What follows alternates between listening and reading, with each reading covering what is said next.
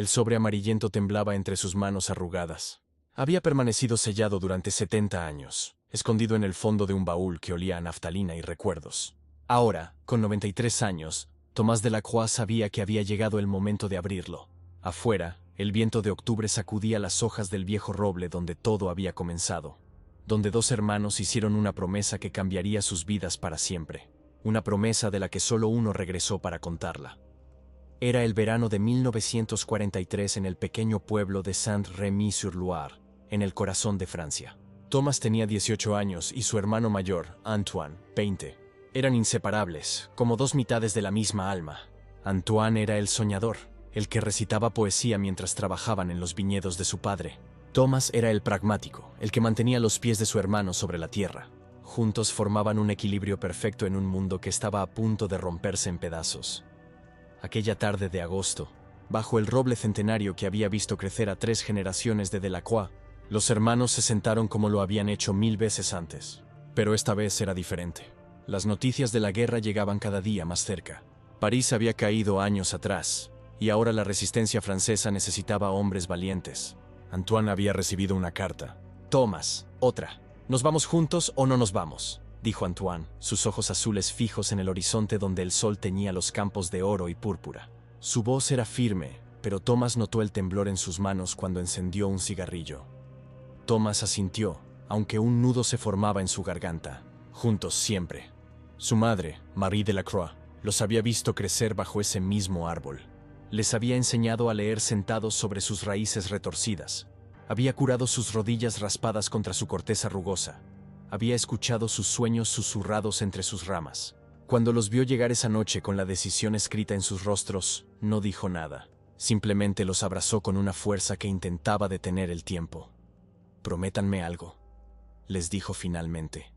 Su voz apenas un susurro quebrado. «Prométanme que cuidarán el uno del otro.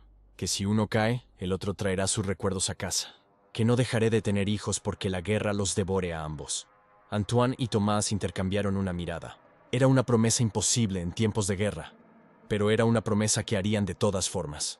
Porque así es el amor, porque así es la familia, porque en ese momento todavía creían que el coraje y la hermandad podían vencer cualquier oscuridad.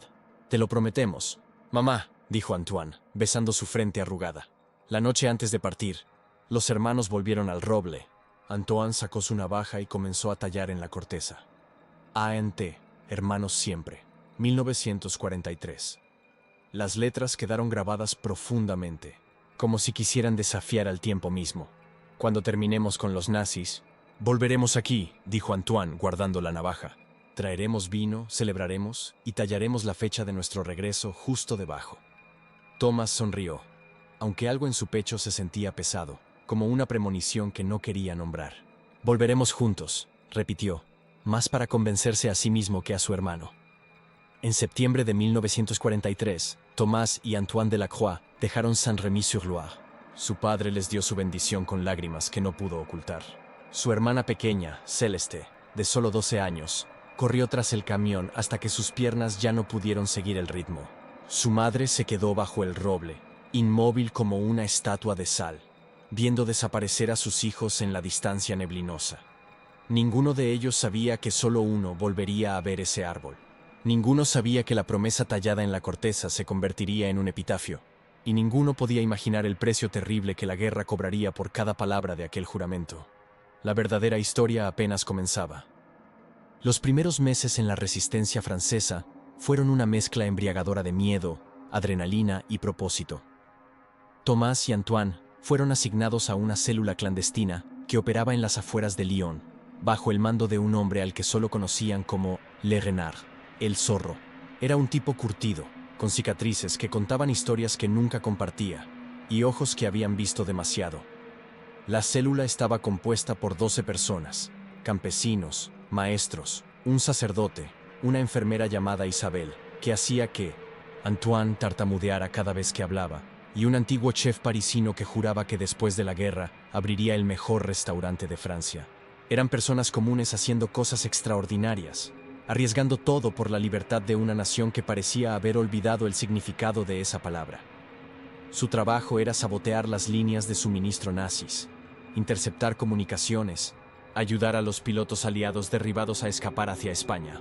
Era un trabajo de sombras y silencio, donde un error significaba una bala en la nuca o algo peor en las mazmorras de la Gestapo. Antoine se adaptó rápidamente. Su capacidad para memorizar patrones y rutas lo convirtió en un mensajero invaluable. Podía moverse por las calles vigiladas de Lyon como un fantasma, entregando información vital entre las diferentes células de la resistencia. Pero fue Isabel quien realmente cambió algo en él. «Tu hermano está enamorado», le dijo Thomas. Una noche mientras limpiaban armas en el sótano húmedo de una granja abandonada. Lo veo en sus ojos cuando ella entra a la habitación. Antoine sonrió, una sonrisa genuina que Thomas no había visto en semanas. ¿Tan obvio soy? Como un libro abierto, hermano. Isabelle Logan tenía 23 años y había perdido a su prometido en la invasión de 1940. Se había unido a la resistencia no por venganza, sino porque, como ella decía, alguien tiene que curar las heridas que esta guerra está dejando. Era valiente de una manera tranquila, el tipo de coraje que no necesita gritar para ser escuchado. Durante las frías noches de noviembre de 1943, mientras esperaban órdenes en refugios improvisados, Antoine e Isabel comenzaron a hablar. Primero sobre cosas pequeñas, recuerdos de antes de la guerra, canciones favoritas, libros que habían amado. Luego sobre cosas más profundas, miedos, esperanzas, el futuro que querían construir cuando todo esto terminara. «Quiero una vida normal», le confesó Antoine una noche mientras la nieve comenzaba a caer suavemente sobre Lyon. «Una casa pequeña, tal vez cerca del río, un jardín donde pueda cultivar tomates y leer poesía bajo el sol. Hijos que nunca tengan que conocer la guerra». Isabel tomó su mano, sus dedos entrelazándose con los de él. «Construiremos esa vida juntos», susurró. «Te lo prometo». Pero las promesas en tiempos de guerra son frágiles como el cristal. En enero de 1944, recibieron su misión más peligrosa hasta la fecha. Un tren alemán transportaría armas y municiones a través de Lyon hacia el frente italiano. Le Renard había conseguido los planos exactos de la ruta y el horario. El plan era volar un puente pequeño justo cuando el tren lo cruzara. Sería un golpe devastador para los nazis. Thomas sintió el peligro desde el momento en que escuchó el plan. Era demasiado arriesgado, demasiado expuesto. Pero Antoine, con el fervor de un hombre enamorado y esperanzado, insistió en ser parte del equipo de demolición. «Necesitamos hombres de confianza», argumentó Antoine. «Y somos los mejores que tienen.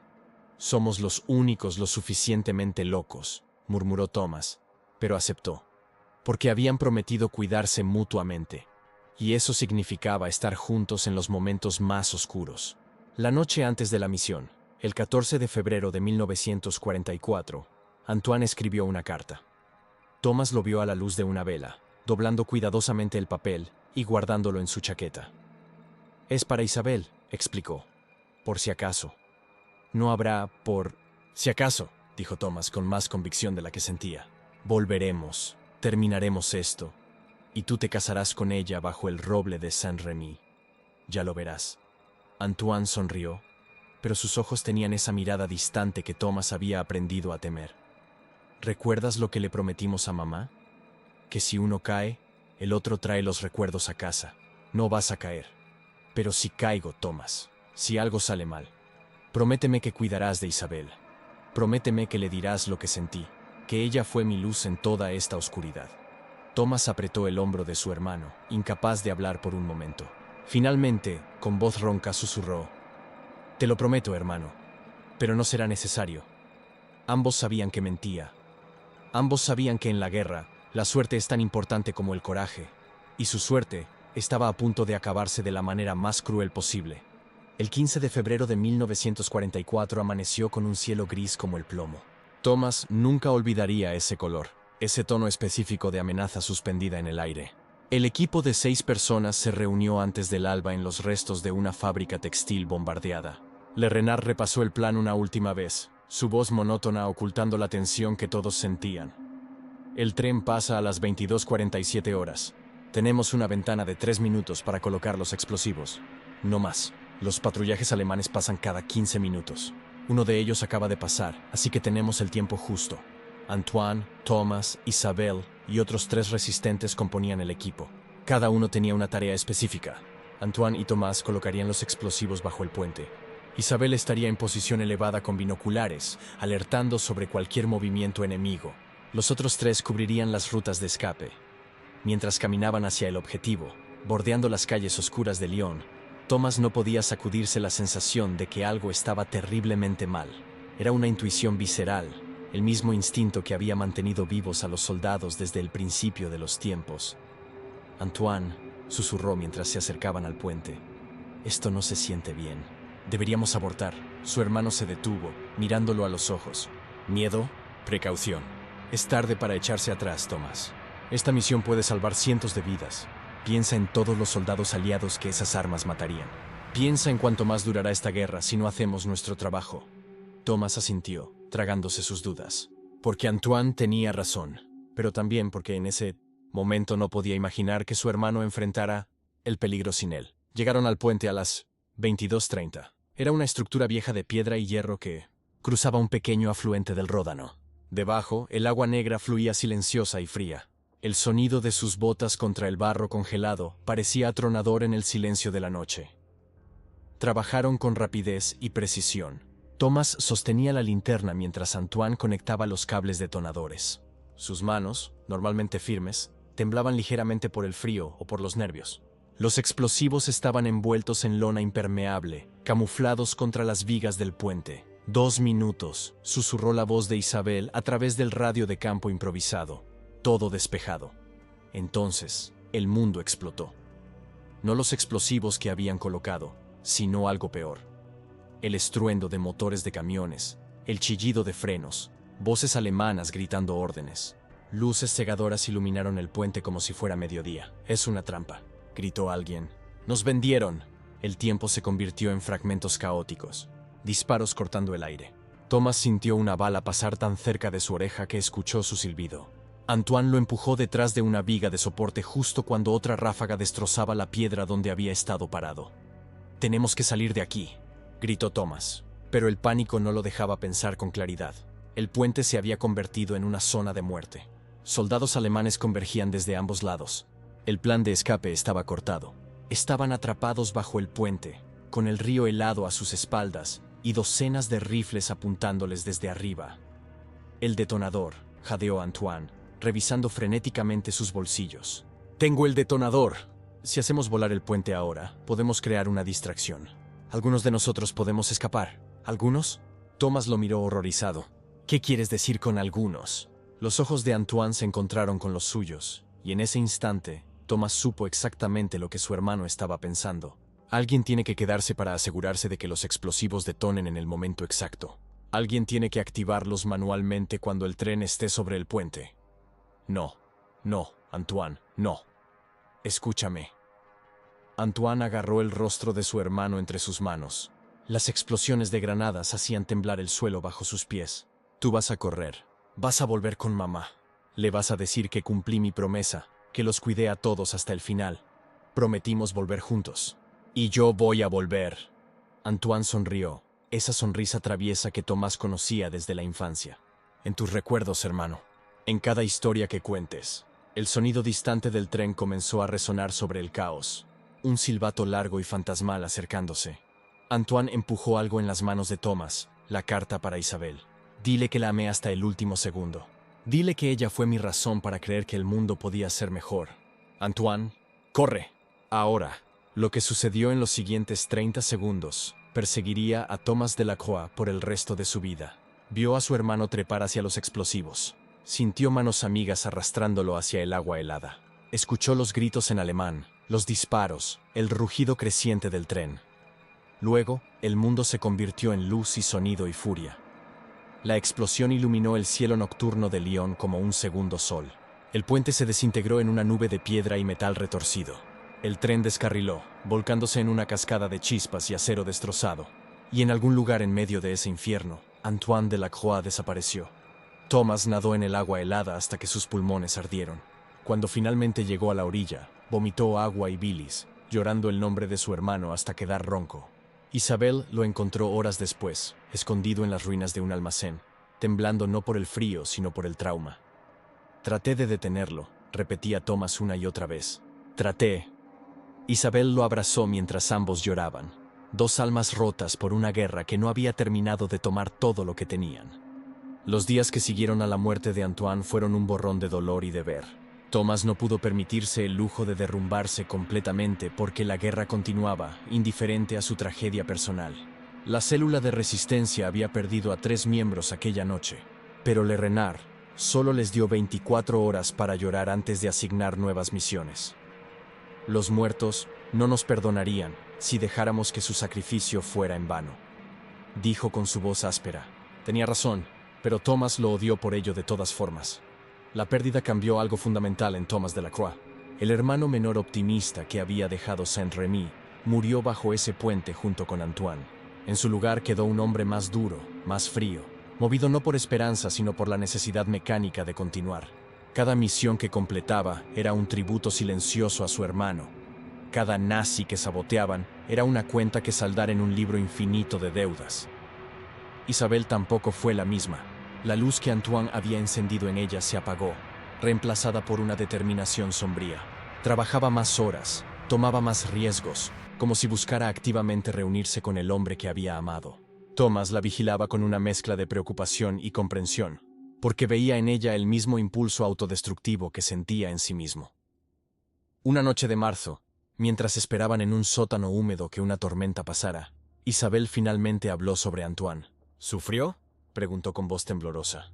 Al final, ¿crees que sufrió? Thomas podría haber mentido. Habría sido la respuesta amable. Pero le debía la verdad, tanto a ella como a la memoria de su hermano. Creo que en ese último momento, cuando tomó la decisión de quedarse, encontró algo parecido a la paz. Eligió cómo morir, Isabel.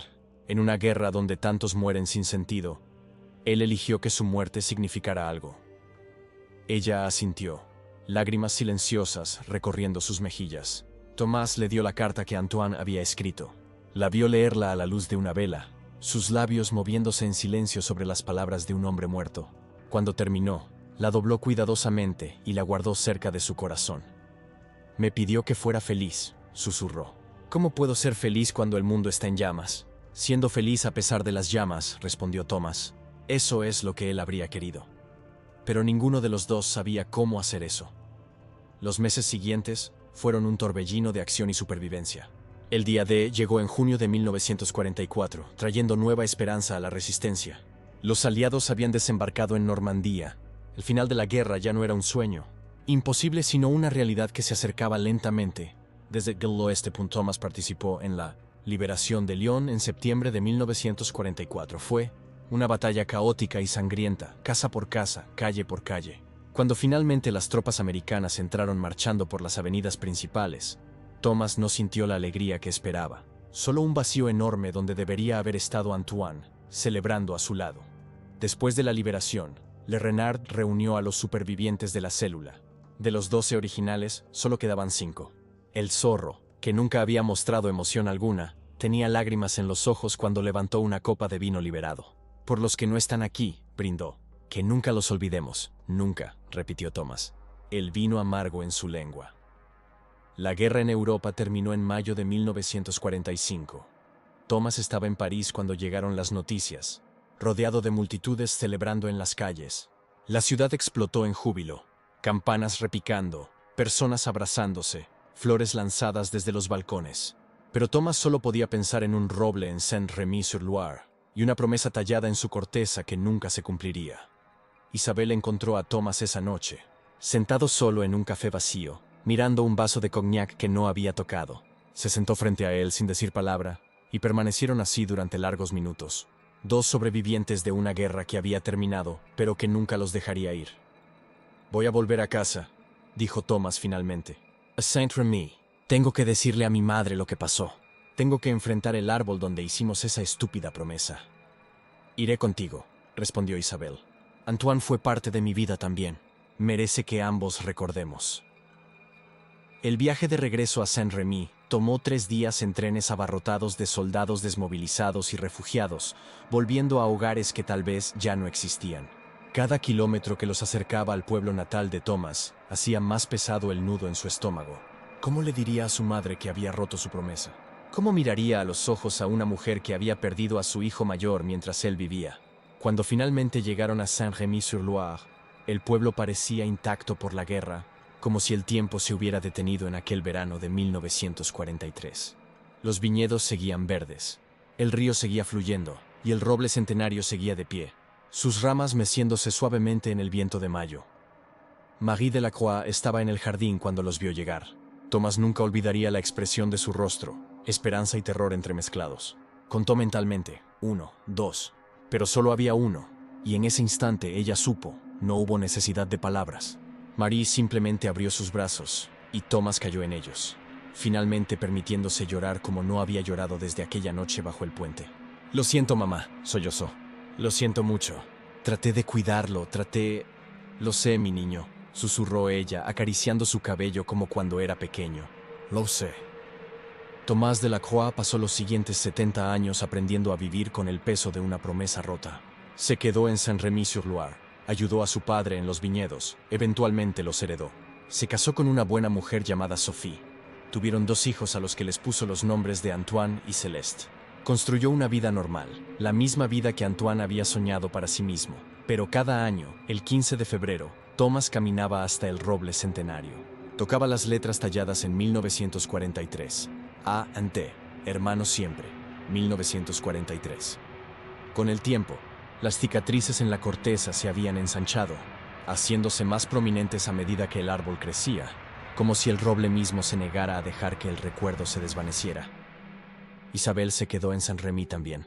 Abrió una pequeña clínica médica en el pueblo, dedicando su vida a sanar heridas más mundanas que las de la guerra. Nunca se casó.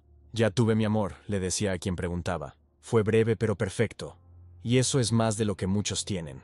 Con los años, se convirtió en una especie de tía adoptiva para los hijos de Thomas. Les contaba historias de la guerra, pero siempre las versiones editadas, las que no incluían el verdadero costo de la resistencia.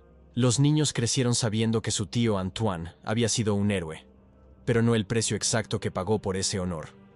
Fue Celeste, la hermana menor, quien eventualmente insistió en que Thomas documentara todo. Alguien tiene que saber la verdad, argumentó cuando ambos eran ya ancianos. No la versión heroica, sino la real, la dolorosa, porque esa es la única manera de que las generaciones futuras entiendan realmente el costo de la guerra. Así que Thomas comenzó a escribir. Cada noche, después de que Sophie se durmiera, se sentaba en su estudio con una copa de vino y llenaba páginas con recuerdos que había tratado de enterrar durante décadas. Escribió sobre el miedo, sobre la culpa del sobreviviente, sobre el sonido que hizo el puente al explotar. Escribió sobre cómo cada éxito en su vida se sentía manchado por el hecho de que Antoine nunca tuvo la oportunidad de experimentar lo mismo. Pero había un documento que nunca pudo abrir, el sobre amarillento que Antoine le había dado aquella última noche. «Es para mamá», había dicho su hermano. «Si no vuelvo, dáselo cuando ella esté lista». Thomas se lo había dado a su madre en 1950, 5 años después de la guerra. Marie lo había leído en privado, había llorado durante horas, y luego lo había guardado. «Cuando yo me vaya», le dijo a Thomas, «esto es para ti. Cuando estés listo para entender completamente lo que tu hermano sentía, lo sabrás». Marie Delacroix murió en 1982, a la edad de 85 años. Entre sus posesiones, Thomas encontró el sobre, ahora aún más amarillento, con su nombre escrito en la letra familiar de Antoine, pero no pudo abrirlo. No, entonces. El dolor era todavía demasiado fresco, incluso después de casi 4 décadas.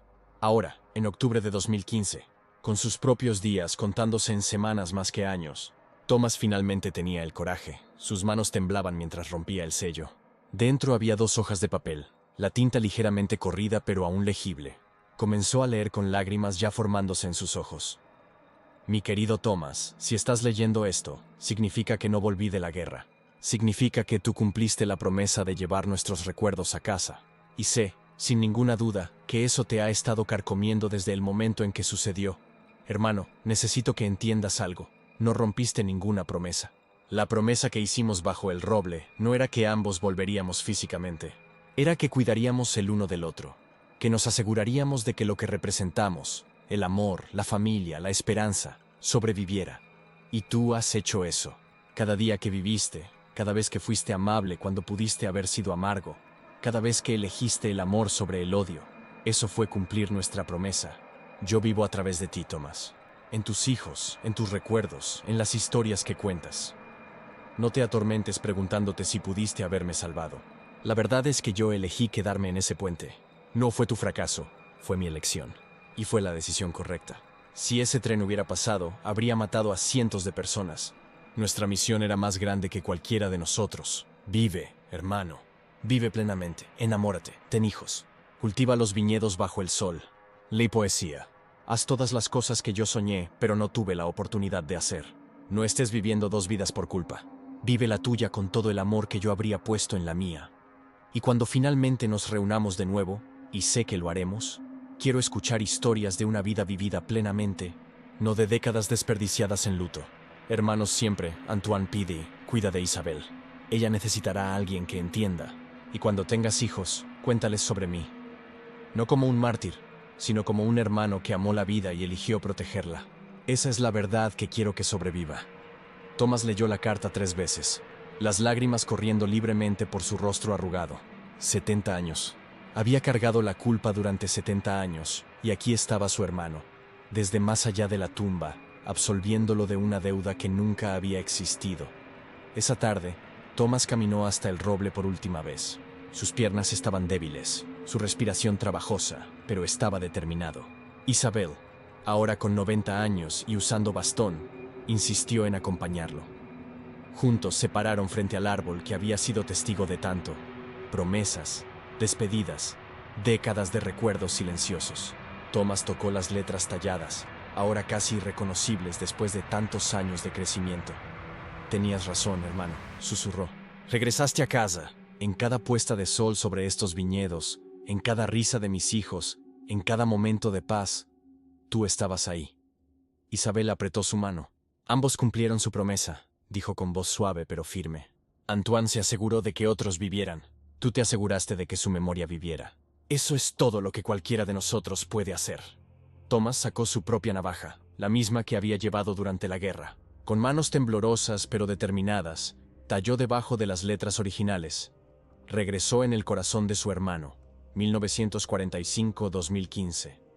Esa noche, Tomás Delacroix se durmió en su cama, rodeado de fotografías de una vida bien vivida, fotos de su esposa Sophie, de sus hijos y nietos, de los viñedos floreciendo año tras año, y en su mesita de noche, la carta de Antoine, finalmente leída, finalmente entendida. Murió pacíficamente 3 días después, el 25 de octubre de 2015, en su funeral.